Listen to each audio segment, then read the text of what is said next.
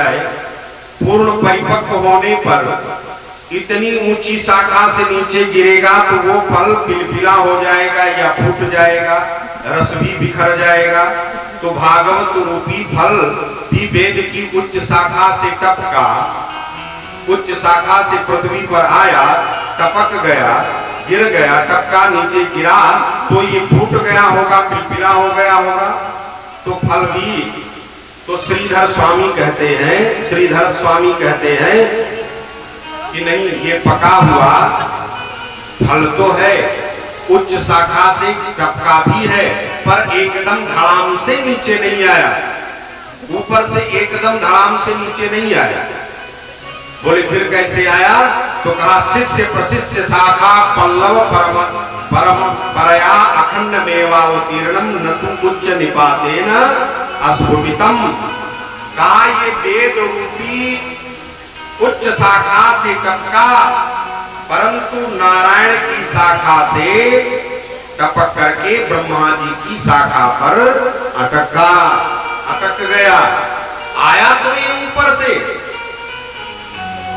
नारायण की शाखा से ये टपक गया है ये फल, लेकिन ब्रह्मा जी की शाखा पर आकर के ये रुक गए।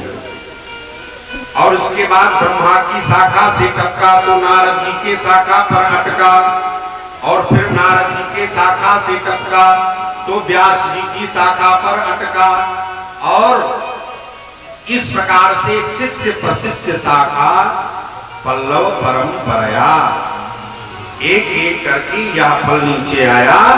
और जो फल एकदम अगर पृथ्वी पर गिरा होता तो शायद फूट जाता, लेकिन शिष्य परंपरा के अनुसार नारायण जी ने इस वेद रूपी फल, ये श्रीमद् भागवत रूपी फल को नारायण जी के द्वारा ब्रह्मा जी को मिला, और ब्रह्मा से फिर नारद जी को मिला, और नारद जी से फिर व्यास जी को मिला, और व्यास जी से फिर सुखदेव जी को मिला, और सुखदेव जी से के बाद फिर ये सारे संसार में सबको मिल गया। इसलिए ना तो ये जरा सा पिलपिला हुआ और ना ही ये इसका रस बह गया, इसका रस एकदम रस का आलय है। इसीलिए तो कहा गया है मोह रहो रसिका भूल भाव का। अच्छा ये फल मीठा क्यों है? तो बताया कि सुख मुखाद मृत्यु द्रव संयुतम। प्रायः ये कहावत है कि जो फल सबसे अधिक मीठा होता है ये तोते उसी फल में अपना चोंच लगाते हैं। बोले एक तो श्रीमद् भागवत ऐसे ही खूब मीठा ग्रंथ है, मीठा फल है, लेकिन स्वामी सुखदेव जी जैसे तोते ने इसमें अपना चोंच लगा दिया, इसलिए ये और मधुर हो गए, और मधुर हो गया। इसलिए भागवतकार व्यास जी ने कहा कि ये भागवत पीने की वस्तु है, पिबत भागवतम रसमालयम, ये रस का आलय है, इसको पिया जाए, भागवत रूपी रस को पियो। किसी ने तो कहा बाबा फल कहीं पिया जाता है क्या? अरे फल को तो सब लोग खाते हैं, फल को पिया जाता है? फल को पिया तो जाता नहीं, फल को खाया जाता है। किसी ने कहा बाबा फल को खाया जाता है, पिया नहीं जाता। तो अरे फल को कैसे पिया जाए? अच्छा भी फल को चूसा जा सकता है, ऐसा कोई फल नहीं जिसे पिया जाए। जब इस प्रकार से कहा पिबत भागवतम रसमालय, भागवत को आपने कल्प वृक्ष का फल बताया। प्रश्न करते भागवत को आपने कल्प वृक्ष का फल बताया, तो आपको ये पिबत क्रिया का प्रयोग नहीं करना चाहिए। प्रश्न हुआ नहीं कि जब भागवत फल है तो पिबत क्रिया का प्रयोग क्यों किया गया? व्याकरण में ये धातु रूप है नहीं, इस पीने पीने के धातु में, पीने के योग में पा धातु का प्रयोग किया जाता है। जैसे पिबत पिबता पिबंत होता है नहीं ऐसा? तो कहा पिबत क्रिया का आपको प्रयोग नहीं करना चाहिए। फल भी भला नहीं पिया जाता है। व्यास जी कहते हैं ये भागवत रूपी फल ऐसा ही है जिसमें ना तो कहीं छिलका है और ना ही गुठली है, फेंकने वाला कुछ भी नहीं है। मरणोपरांत ये फल रस से परिपूर्ण है। आद्योपाम, चाहे आज में हो और चाहे अंत में हो, आद्योपांत ये रस परिपूर्ण है, इसलिए इसको पीने के लिए बताया है। ये रस का आलय है। तो पूछा कि बाबा ये बताइए कि कितनी बार पिया जाए, कौन कौन इसको पिए, किन किन लोगों ने पिया? तो व्यास जी ने कहा 2 लोग, एक रसिका हुई भाव का,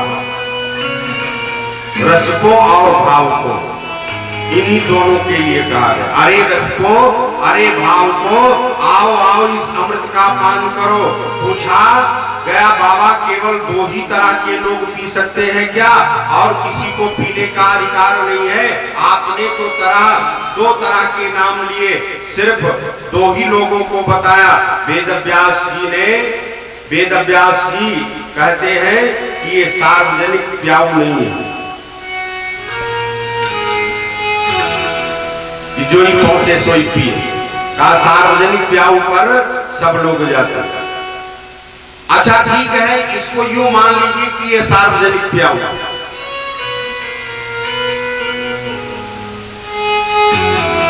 सब पी सकते हैं। अच्छा सब पी सकते हैं, कहा किसी के लिए निषेध नहीं किया गया। तो फिर आपने 2 लोगों का नाम क्यों लिया? बोले 2 नाम इसलिए क्योंकि जिनको इन दोनों को बहुत जोरों से प्यास लगी, सबसे अधिक प्यास है, इसलिए इन दोनों का नाम लिया गया। अच्छा तो कितनी बार पिया जाए? बोले मुहुर्मुहु, बार बार इसको पियो। जितनी बार पीते जाओगे, जितनी बार पियोगे, उतनी बार अनेक प्रकार का, दूसरी प्रकार का ही रस मिलेगा। आप जीवन में कथा 1000 बार सुनिए, जितनी बार आप कथा सुनेंगे उतनी बार कुछ ना कुछ आपको विशेष चीज कथा से अवश्य मिलेगी। इसलिए जितनी भी बार पियो, 1000 बार इसको पियोगे, जितनी बार पियोगे उतनी बार कुछ ना कुछ विशेष रस इसका आपको मिलता रहेगा। इस प्रकार से मंगलाचरण किया, और मंगलाचरण करने के बाद आपको भागवत का प्रथम श्लोक आरंभ किया। नैमिषे निमिषक्षु क्षेत्रे ऋषयः शौनकादयः सप्तम सर्गाय लोकाय सहस्र समभासत। नैमिषारण्य का पवित्र तीर्थ है, और नैमिषारण्य के पवित्र तीर्थ में हजारों वर्ष चलने वाला, जो हजारों वर्ष का सत्र आरंभ हुआ, उस पवित्र तीर्थ में 18,000 ऋषिगण बैठे। इस हजारों वर्ष चलने वाले विशेष सत्र में सब बैठे श्रीमद् कथा का अवगाहन करते हैं। फिर तो सूत जी ने अपनी कथा आरंभ की, सौनक जी बैठे हैं और कथा आरंभ करते हैं। नैमिषारण्य की महिमा को बताया। इसके बाद भगवान के जो अवतार जितने हुए उसके विषय में बताया कि भगवान के कितने अवतार हुए। 24 अवतार के विषय में बताया कि भगवान का पहला अवतार कौन सा हुआ। पहला जो अवतार है वो सनत कुमार के रूप में, और सूत जी कहते हैं कि देखो शौनक, मानव शरीर से अगर भगवान की कथा मिल जाए तभी ये मानव शरीर पाना सार्थक है, क्योंकि अन्य विषय भोग तो हर शरीर में मिल सकते हैं, अन्य शरीर में भी मिल सकते हैं, लेकिन भगवान की कथा हर योनि को, हर जीव को नहीं प्राप्त हो सकती है।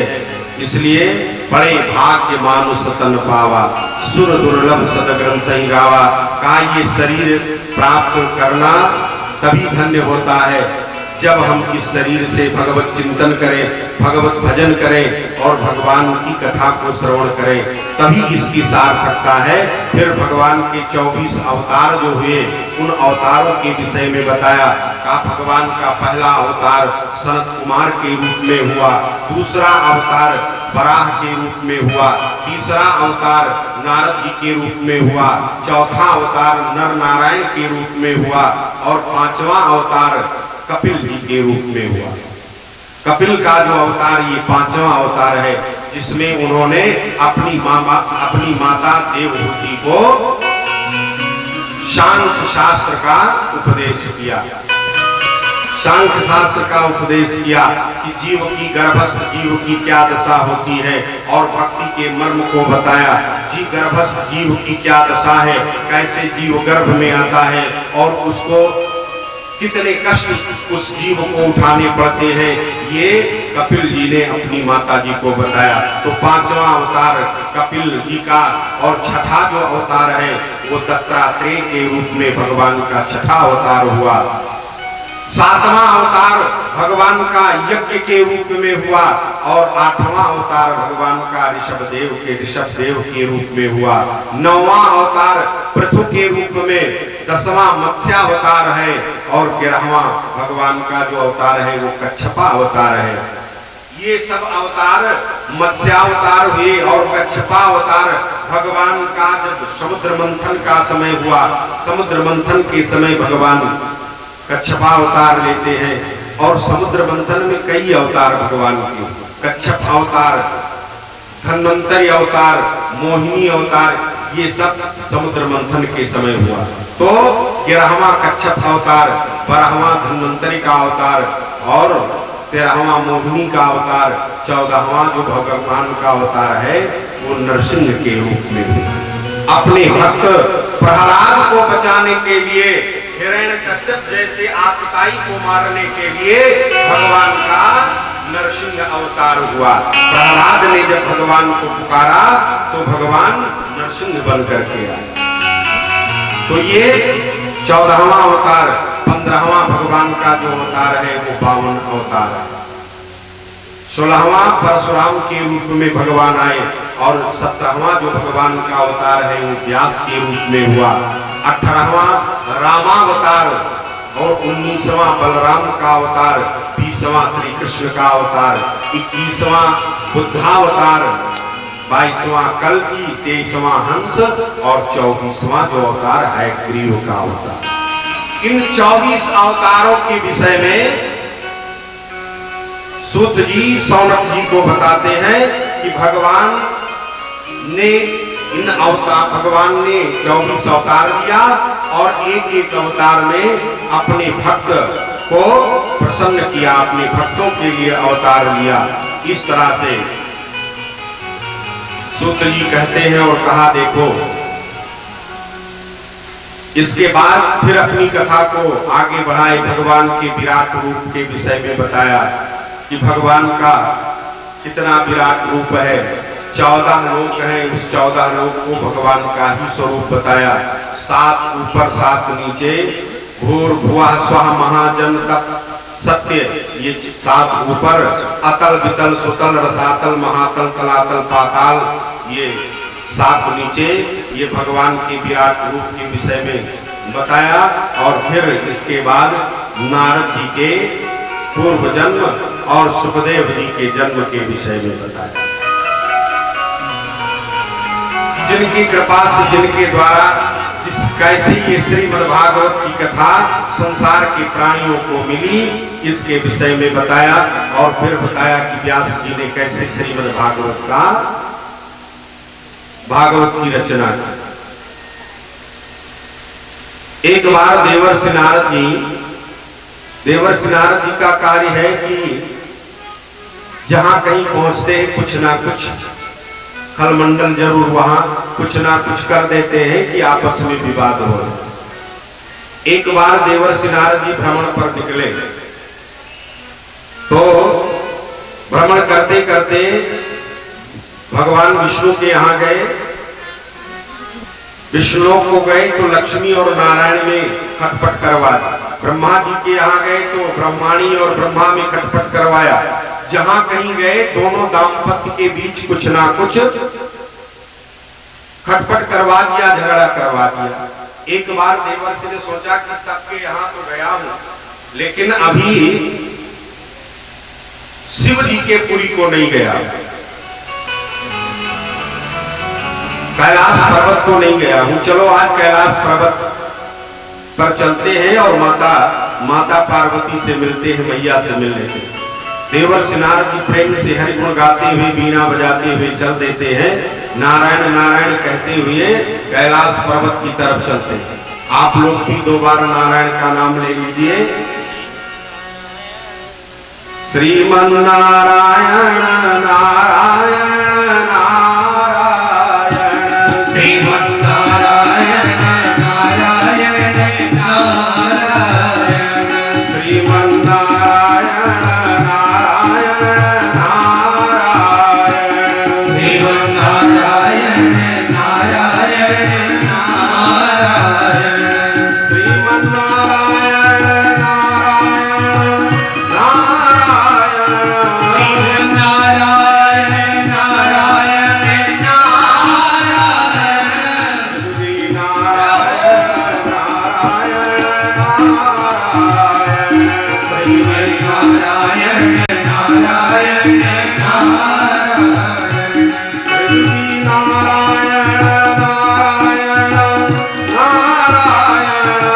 श्री नारायण नारायण नारायण, श्री नारायण नारायण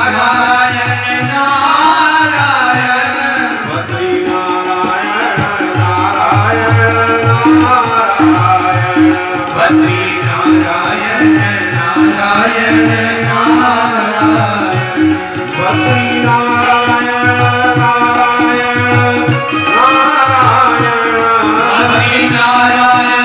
नारायण नारायण, सत्यनारायण नारायण नारायण, सत्यनारायण नारायण नारायण, सत्यनारायण नारायण नारायण, सत्यनारायण नारायण नारायण, श्रीमन्नारायण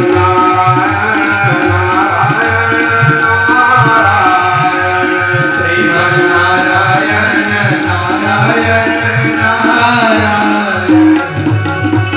बोलिए लक्ष्मी नारायण भगवान की जय। देवर्षि नारद जी प्रेम के साथ हरि गुण गाते हुए, बीना बजाते हुए कैलाश पर्वत के उत्तुंग शिखर पर पहुंच गए। और उस समय देखा क्या, जैसे पहुंचे माता पार्वती बैठी हैं अपने सखियों के साथ।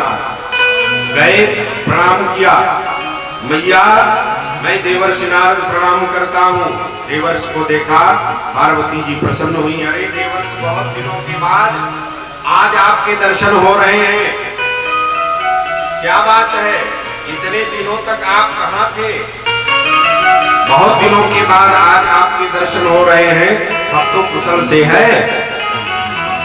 नारद जी ने कहा मैया सब कुशल है, सब ठीक ठाक है। बोले सब तो अच्छा है? बोले सब तो अच्छा है, लेकिन कुछ अच्छा नहीं। अच्छा क्या अच्छा नहीं? कहा मैया आजकल संसार के जो लोग हैं, नारद जी ने सोचा कि इस समय भगवान शिव कुटिया पर है नहीं, मैया पार्वती अकेले बैठी है, तो कुछ ना कुछ यहां भी खटपट करवा देना चाहिए। नारद जी ने कहा मैया सब तो ठीक है, लेकिन दुनिया के जो लोग हैं उनका जो प्रेम है वो सब दिखावा। मैंने खूब भ्रमण किया, लेकिन कहीं हमें कुछ सच्चा प्रेम दिखाई नहीं पड़ा। दुनिया के जितने लोग हैं सब स्वार्थी हैं, स्वार्थवश प्रेम करते हैं। निष्काम भाव से प्रेम करने वाला दुनिया में कोई दिखाई नहीं पड़ा। प्रेम तो रह ही नहीं गया। माता पार्वती ने कहा नारद ये क्या कहते हैं? कहा मैया मैं सच कहता। कहा नहीं, आपकी बात सच नहीं है। बोले क्यों? कहा अगर प्रेम देखना है तो हमारे यहाँ देखिए। नारद ने कहा आपके यहाँ? बोले हाँ हमारे यहाँ देखिए। हम मुझसे भगवान शिव कितना प्रेम करते और मैं भी उनसे प्रेम करती हूँ। हमारा जो प्रेम है वो निष्कपट है, निष्काम है, उसमें कोई कामना नहीं है। कितना प्रेम करते हैं वो मुझसे?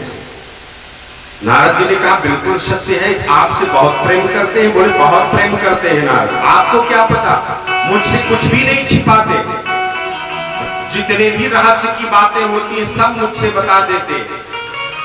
अच्छा भैया सब बता देते? बोले हाँ सब बता देते। यहां तक नारद जब मेरे प्रभु समाधि में बैठते हैं और समाधि में बैठकर भगवान के उस विग्रह का जो दर्शन करते हैं वह भी किसी से नहीं, मुझसे नहीं छिपाते, वह भी मुझे बता देते। नारद जी ने कहा भैया तब तो बड़ा अच्छा आपका प्रेम है, बड़ी अच्छी बात है, तब तो भगवान शिव आपको सब कुछ बता दिए होंगे। बोले कुछ नहीं छिपाया, सब कुछ बता देते। अच्छा भैया तब तो यह भी बता दिया होगा। पार्वती जी ने कहा क्या? कहा भगवान शिव के गले में जो मुंड की माला पड़ी हुई है उसके विषय में, उस रहस्य के विषय में भी आपको बता दिया होगा। पार्वती जी से जैसे कहा कि गले में मुंड की माला जो पड़ी है उसके विषय में भी बताया होगा। पार्वती मैया पार्वती तो अवाक हो गई, एकदम चुप हो गई। कहा नारद आपने बिल्कुल सही कहा, आज तक सब कुछ तो मेरे स्वामी ने मुझसे बताया, किसी रहस्य को मुझसे नहीं छिपाया, लेकिन उनके गले में जो मुंड की माला है इस रहस्य को भगवान शिव ने आज तक मुझसे नहीं बताया। तो नारद बाबा ने कहा मैया आप ही समझ लीजिए कि वो कितना प्रेम करते हैं। जब सारा रहस्य वो आपसे बता दिए तो इसको भी बता देना चाहिए, और इस रहस्य को छिपा करके रखा तो अब आप ही जानिए कि कितना प्रेम है। पार्वती जी ने कहा बिल्कुल सही कहा नारद। और इतना जैसे कहा, कहने के बाद देवर्षि नारद जी ने कहा मैया बहुत समय हुआ, सोचा कि अब तो भगवान शिव के आने का समय हो गया है और जो मुझे करना था अपना काम मैंने तमाम कर दिया, अब मुझे जल्दी से यहाँ से निकल लेना चाहिए। पार्वती जी को प्रणाम किया, कहा मैया अब मेरा प्रणाम स्वीकार करिए, अब मैं यहाँ से चल रहा हूँ। पार्वती जी से विदाई लिया, प्रणाम किया और देवर्षि नारद जी धीरे से हिमालय की तलहटी की तरफ से निकले। अब इधर से नारद बाबा निकल रहे थे और उधर से भगवान शिव आ रहे थे। एक झलक देवर्षि नारद की भगवान शिव ने देख लिया। शिव जी ने जैसे देवर्षि को चुपके से जाते हुए देखा, भगवान शिव समझ गए नारद अकेले में आया था, कुछ ना कुछ जरूर किया होगा, चलो चल करके देखते। जब भगवान शिव लौट करके आए तो पूछा, अपने अनुचरों से पूछा कि पार्वती नहीं दिखाई पड़ रही है, कहाँ चली गई? तो किसी ने बताया कि मैया तो उस भवन में गई हैं। भगवान शिव ने देखा उस भवन की तरफ, बोले कोई ना कोई कारण जरूर होगा, हो गया होगा। देखो जब हमारे आपके यहाँ पहले घर जब बनते थे, भवन बनवाए जाते थे, तो उसमें एक विशेष रूप से एक कमरा और बनवाया जाता था, जिस कमरे का, जिस भवन का नाम लोग रखते थे कोप भवन। महाराज दशरथ के यहाँ अयोध्या में इतनी विशाल अयोध्या बनाई गई, तो उस विशाल अयोध्या में एक भवन था जिसका नाम था कोप भवन। कोप भवन में जो चला जाए, माने गुस्सा होने पर किसी को बताना नहीं पड़ता था। अगर आप गुस्से में हैं तो कोप भवन में चले जाइए, लोग समझ लेते थे कि आप क्रोधित हो गए। जैसे कैकेयी जी चली गई थी कोप भवन में, तो दशरथ जी समझ गए कि कैकेयी नाराज हो गई। ऐसे ही पार्वती जी कोप भवन में चली गई। अब बाबा आए, भगवान शिव आए, देखा पार्वती तो कोप भवन में गई। पूछा, अंदर गए, पूछा देवी क्या बात है?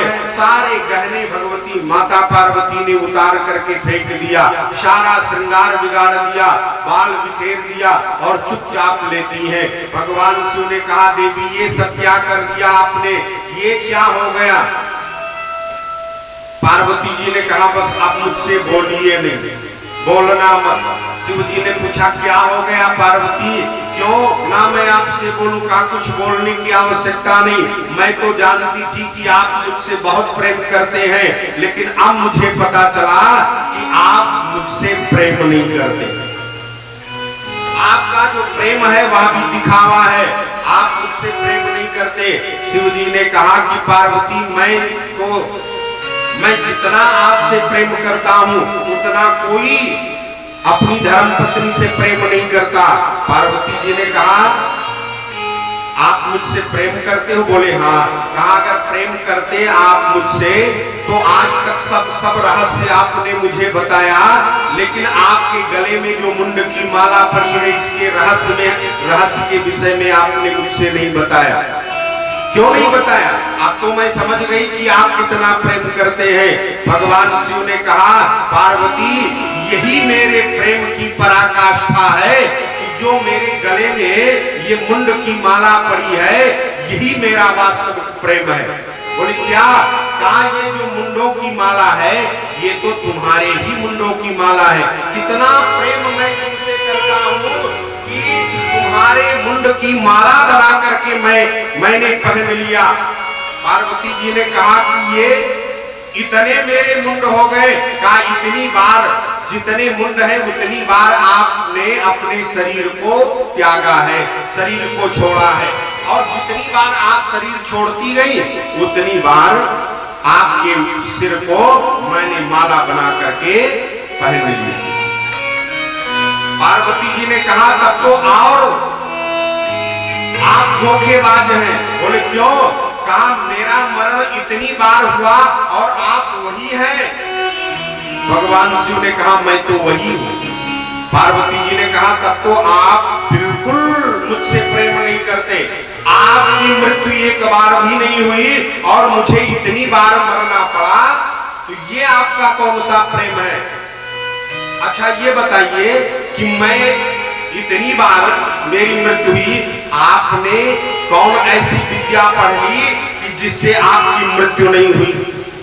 भगवान शिव ने कहा देवी मैंने अमर कथा सुनी और जिस अमर कथा के प्रभाव से मेरी मृत्यु नहीं हुई।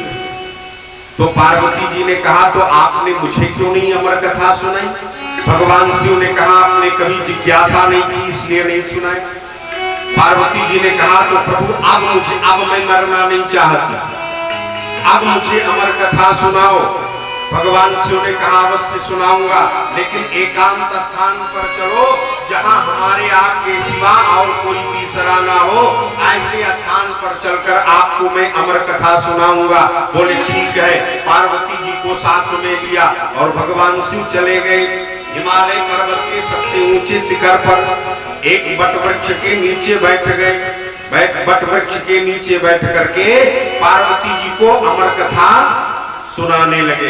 अमर कथा, वह अमर कथा कौन सी है जिस अमर कथा के सुनने से जीव अमरत्व को प्राप्त कर लेता है? यही श्रीमद् भागवत की कथा है। जिस कथा को सुनने के बाद जीव अमरत्व को प्राप्त कर लेता है, कभी मरता नहीं। अब तो भगवान शिव कथा सुनाने लगे। पार्वती जी प्रेम के साथ बैठकर कथा सुनने लगी। तो एक बात मैं आपको बताऊं, व्यक्ति जब कथा सुनने के लिए बैठता है तो थोड़ी देर के बाद उसको आलस्य आ जाता है, निद्रा आ जाती, नींद आ जाती। पार्वती भी कथा सुनने के लिए जब बैठी तो उनको नींद आ गई, और जैसे पार्वती को नींद आई तो उस वृक्ष के ऊपर एक घोंसला था और उस घोंसले में तोता ने अंडा दे रखा था। तोते का अंडा था। दोनों नरमादा तो उड़ गए लेकिन अंडा उसी में रखा था।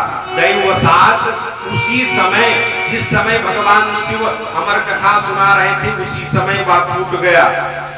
पार्वती जी को नींद आ गई, वो सोने लगी और पार्वती के स्थान पर वह तोता जो था उस अंडे से निकला जो तोता पक्षी है, पार्वती की जगह वो कथा सुनने लगा, हुंकारी भरने लगा।